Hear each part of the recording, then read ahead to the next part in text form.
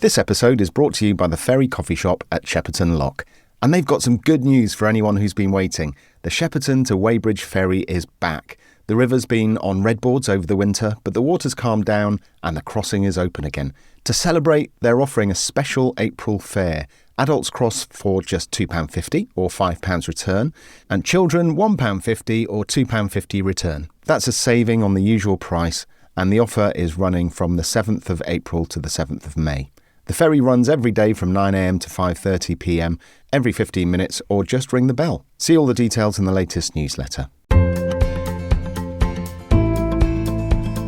We didn't ask them to give us merch. We didn't ask them to help us with the release of Empty or anything, but they've just done it for us because they want to and they believe in us. That's Jack, guitarist and one of the founding members of Beverage of the Wise, a 5-piece rock band from right here in the local area. Welcome to the Sheppertonian. I'm Gareth, and this is the podcast bringing you stories, voices and events from in and around Shepperton. Before we get into it, a thank you to the partners and supporters who make production possible through the Sheppertonian Business Club. Our partners, the Ferry Coffee Shop, purveyors of fine coffee, tea and snacks. Danielle Davis, celebrant. Every story deserves a ceremony as unique as the people at its heart. And the Sound Boutique, thoughtful audio for every story. And our business members, including Island Motors, Shepperton-based, family-run MOT servicing and repairs. So a couple of enhancements before we get going. First, the Sheppertonian has a brand new website. Go and have a look. The rebuild is just the start of what's shaping up to be a big year for the Sheppertonian. On the 3rd of June, I'm hosting the Sheppertonian Live, our first ever live event. So you can find a link for tickets in the show notes, and we have a couple of brilliant guests lined up. It's at Bishop Duppus Lawn Bowls Club, and there'll be a chance to have a drink, there'll be a bar, and we're hoping it'll be a great night out. Tickets are free, so like I said, go to the show notes, grab your ticket. And there are other special things coming in the next few weeks and months, so make sure you're subscribed at thesheppertonian.uk so you don't miss the announcements. Now, today's guests. Beverage of the Wise are Jack, James, Joaquin, Lachlan and Addy. They play progressive metal and heavy rock. They won the Basement Doors Battle of the Bands Juniors. They've played the Half Moon Putney, Dingwalls 2 in Camden, the High Tide Festival. Their debut single, Empty, is out now on Spotify, and they're all still at school. I went to their rehearsal space, handed them a couple of microphones, and let them tell the story. I started with the obvious question. How did 5 people end up in a band together? It started because I was looking for a band at school, and a lot of the bands were full, weren't they? So from some guidance from my mum, I just ended up making my own band out of musicians that I knew from school. And it was originally going to be a completely different band with different people. And it was only me and James that could actually find rehearsal time, which ended up being Fridays or something. So yeah, we just decided to rehearse once, just us two, because no one else could rehearse on the same day. So we just kind of hung out and we just learned a song that only required 2 parts. James was on drums, I was on bass. And then we needed a singer, because neither of us could sing very well. Enter Lachlan. My mum wanted me to be in a band as well because she knows that I like that stuff. And then because my brother was also in that band, I think I got put into it, and I met these guys, met Jack and James, and then that turned into the beginning of Beverage of the Wise. No auditions, no master plan, just an after-school club, a couple of kids who could make Fridays work, and a singer whose mum gave him a nudge. So with 5 people in the room, you'd expect 5 different music tastes. I wanted to know what holds them together. Joaquin plays bass, and he was honest about where he comes from musically. I don't usually listen to metal. I usually just I listen to nicer tunes. So not like I listen to rock, but it's not the heaviness of rock that I like. It's more of the music of it. So this is very different to what I usually play, but what I usually play and listen to, I've tried to bring that into what I play here. At the other end of the spectrum, there's Addy on guitar. Slaughter to Prevail, like maybe Metallica or just some Slipknot. Just a sprinkle of that and that. Somewhere between those two is where Beverage of the Wise lives, and it shows in their set lists. They'll go from Slipknot to Smooth Criminal in the same gig. we try to be so diverse, like with what Joaquin said about his music taste, bringing it in, and then I've got quite a diverse music taste. I try to bring that in with my drumming and suggestions when writing. But we don't just do like 3 songs by one band. We've only got 1 song from each band that we cover. We all bounce off each other trying to incorporate as many genres. That was James, the drummer. In 2025, they entered the Basement Doors Battle of the Bands. Lachlan, though, had a problem. It was that whole week before I had such a bad cold, like such a bad cough. So that evening, and it was like one of the first times we were performing our original song Empty as well, that my voice was not there. So then it was about 30 minutes before the show and I was vigorously warming up, trying to just make me hit the notes. And I don't know, it was terrifying because it was firstly that we didn't want to lose. It was the pressure of just like being good for everyone else. And then on top of that, my voice being absolutely destroyed from a cold. So it was terrifying. They played and then nothing happened for 2 weeks. The Heat was quite a weird evening because a lot of people said it as well. They said we were like the best band playing there. They said we sounded so great. And we were also one of the youngest bands because I was still, 13? So we were in the junior category, but I definitely didn't know about that. I thought it was just one big thing. So then when we went on stage at the end so they could announce who's going into the next round, then they just didn't call us. And I was like, oh, that's a shame. Mm-hmm. But then how it was 2 weeks later or something, it was like a real long time later, and they emailed one of us saying, oh, yeah, you've won the juniors. After 2 weeks, I just had no idea. I thought that was it. And then we were just performing at Wimbledon, and it was really cool. Jack saw it differently. For him, the heat was the nerve-wracking part. The final was the fun bit. I think the heat was actually like more nerve-wracking because we had never played in front of like as big of a crowd as this one. And it was like, it's just more of a monumental moment. Like we really wanted to get through. And then we found out that we're playing in the finals, but it was less of a worry because it was more fun. Like we could have more fun with it because at that point we knew we had won the junior Battle of the Bands division because we'd been told. So we were just there to like showcase our playing, and I think that was definitely more fun. Hello there. I want to share something I'm genuinely excited about. For the first time ever, the Sheppertonian is going live. On Wednesday the 3rd of June, I'll be recording 2 episodes of this podcast in front of a live audience at Bishop Duppus Bowls Club in Shepperton.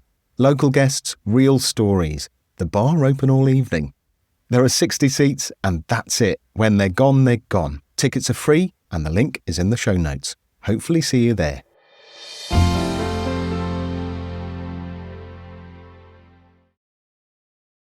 Shepperton Matters is your monthly community magazine, hand-delivered, available for pickup and also online at villagematters.co.uk. You'll find it full of stories, history, information and local traders and advertisers. 9,000 copies are distributed every month. Call Monica Jones on 07979 808 991 for more information.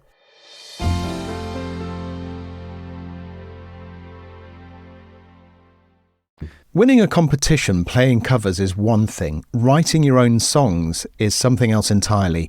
I asked how it works with 5 people in the room. It mainly starts with either me, the guitarist, or James, the drummer. We both play guitar. Or both of us at the same time doing something together. Yeah, just jamming. But normally one of us comes in with a riff, and then the other one has a riff that matches that and could be a different section, and we like combine them and like edit them down, refine it, and then we bring it to the other guys in the band. And together, like through everyone's input, and Joaquin makes a bass line, Lachlan puts some sick vocals on it, and Addy, we come up with a separate guitar part for Addy that's unique.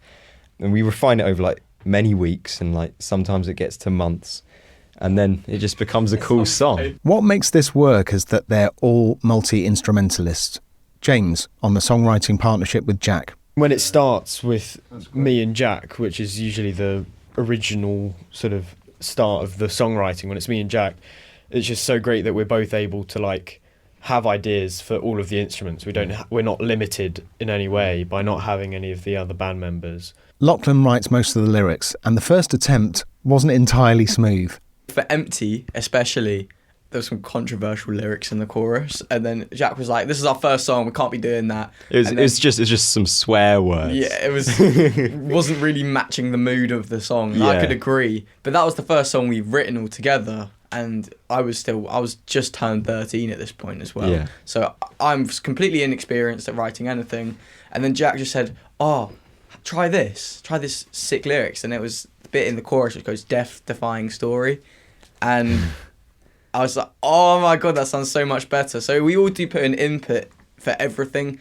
Everyone changes up everything. It's really effective when everyone does it too. We are here to take glory. Turn the page on this death-defying story. Their debut single came out on the 15th of March. I asked Addy what it was like stepping into a studio for the first time. It was actually mad because I'd never seen anything like it before. So it was really enjoyable. But I also had no clue what half the stuff did. So You just turned up and yeah, I played just turned up, played guitar and helped.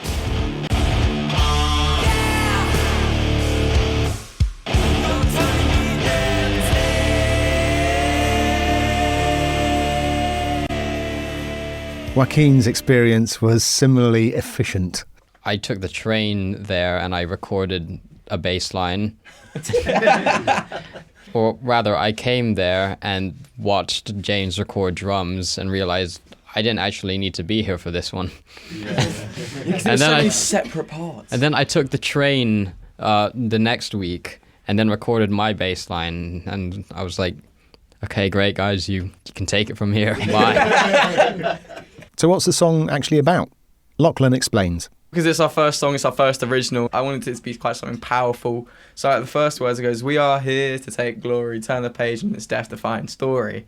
So I think that can like symbolise just like it's our start, how like cool it is, how great it is. A statement of arrival. And the live version has evolved since they recorded it. James admits to always starting it too fast. Ever since the start, when we started performing it, I would always start it way too fast. So it's like probably about 20 BPM slower. Hype it up so much. It's like 20 BPM slower in the recording, and then when we play it live, we're just like blitzing through the song. I think that's fine though, like, because it gives the live environment something different and more interesting. With single Empty out and a year of gigging behind them, the sound is already moving on. They've now written 3 originals, and the newest one, Motionless, felt like a turning point when asked about it. I think our originals really represent our evolution as songwriters. This is Empty. It was our first song, and I think we had a lot of ideas in our head as musicians who have never recorded stuff but have always wanted to. And so we put all our best ideas into one song and made that Empty. And then over time, when making other songs like Nasty, we tend to lean towards a certain vibe instead of putting all of our best stuff into one song, and that makes Nasty and Motionless great. Like with Motionless, we've definitely now found our vibe, we found our sound. Compared to like Empty, because we were completely inexperienced. That was our first song we just jammed together and it was like, oh yeah, that sounds good, let's do that. But now, because we've listened to more bands, we've performed covers from more bands, we've definitely found our sound and like what we want to sound like. So where do they want to take it? The O2 and Wembley came up, obviously, but it was Lachlan's answer that stuck with me. To be fair, in a year already, we have gone like from just like little fairs, School rock concerts, Yeah. to performing at festivals already. So it's already been such an increase. And now they know it's possible. Because we've recorded and now we've got the taste of it and now we can do more and we're getting better. It's definitely just going to keep getting better and better from here. I could have ended it there, but James said something that shifted the whole conversation. The only way that would have been possible was the parents. There's like obviously a WhatsApp group chat and everything, but each and every single one of them are like just as passionate as us, really. Like none of them are like holding us back. We're all very grateful that we've got such supportive parents. They just do stuff because they want to. Like we didn't ask them to give us merch. We didn't ask them to help us with the release of Empty or anything. But they've just done it for us because they want to and they believe in us. And that's really cool. Yeah, they want to see us succeed. And Lachlan brought it back to that Battle of the Bands night. I remember when we did our finals for the Battle of the Band, we just came off the stage and there was this little interview bit afterwards. I remember the first thing I said was about our parents. because I just saw them all right in the front row jumping with everyone else. I just saw everyone getting involved. I was just like, damn, we actually have people who care for us, who really do everything for us. So like, I grabbed the mic straight away and I was just like, oh, I just want to say a big thank you to all our parents. They're just the absolute best. Don't know why I did it. It's a bit cringe, but I think it just really means something that we have this support, especially for like when we're just such a small band, and definitely our age as well. But they've been there since the very start, like even when we were just doing little Christmas concerts at school. That was Beverage of the Wise, Jack, James, Joaquin, Lachlan and Addy. Their debut single, Empty, is on Spotify, Apple Music and all the usual places. You can find them at beverageofthewise.com and on Instagram. And if you get the chance to see them live, take it. This is shaping up to be a big year for the Sheppertonian. The new website is live at thesheppertonian.uk. On the 3rd of June, I'm hosting the Sheppertonian Live, our first ever live event, and there's more to come. Make sure you're subscribed so you don't miss it. Thanks as always to the partners and supporters backing the Sheppertonian through the Business Club. Their support keeps this podcast rooted in the community. I'm Gareth, this has been the Sheppertonian, and until next time, I'll see you around.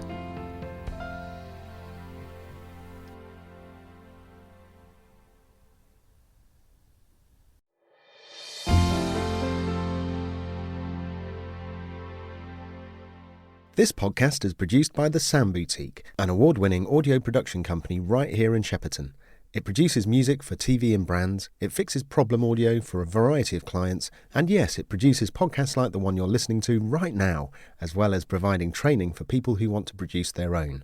If you'd like help with anything from music, problem audio, or if you'd like your organisation to start a podcast, you can contact The Sound Boutique at the email hello@thesoundboutique.com or via the link in the show notes.